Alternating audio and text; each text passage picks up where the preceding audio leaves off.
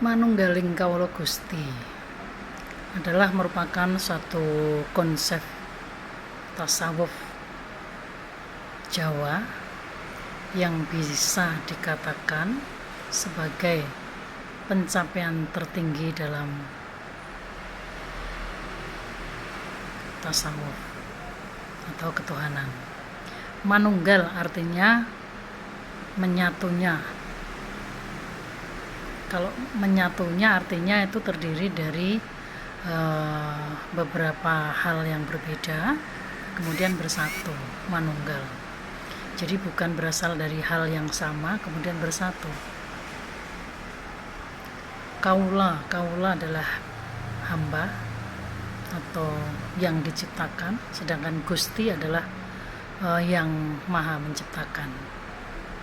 Nah, bisa dimaknai bahwa ini adalah suatu ajaran tasawuf yang mengajarkan kemanunggalan, penyatuan diri sang hamba dan sang pencipta. Nah, bukan berarti bahwa pengakuan seorang hamba adalah Tuhan, karena banyak di luaran sana belokkan bahwa ajaran manunggaling Kawula Gusti ini adalah ajaran yang sesat, yang mengaku-ngaku bahwa dirinya adalah Tuhan, padahal nggak begitu itu ya. Secara zat di dalam diri tiap makhluk adalah merupakan tajalli dengan adanya nur ilahi ya. Nah, sedangkan kemanunggalan lain yang bisa kita menjadikan parameter adalah ketika kita bisa merasakan, bukan merasa ya, tapi merasakan sifat-sifat ketuhanan ada dalam diri kita.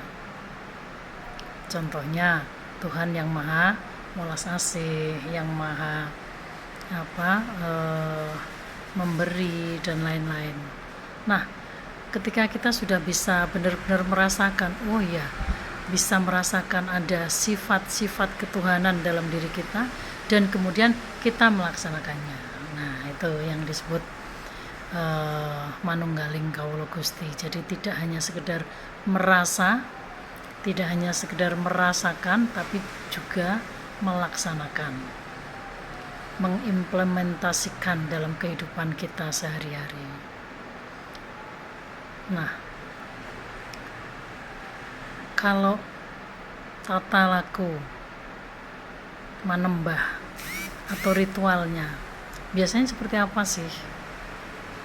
Itu ya. Kalau di tataran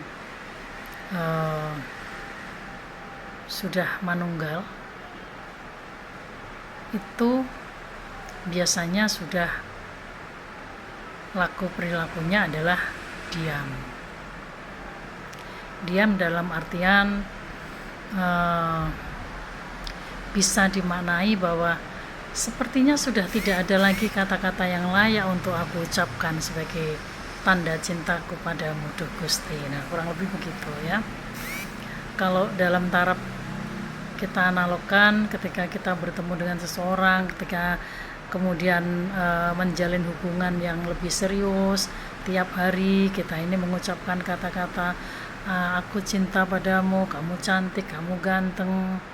Kemudian hubungan ini meningkat kepada salah satu hubungan yang lebih serius lagi, pertunangan, kemudian meningkat lagi ke penyatuan, yaitu ke pernikahan secara hukum.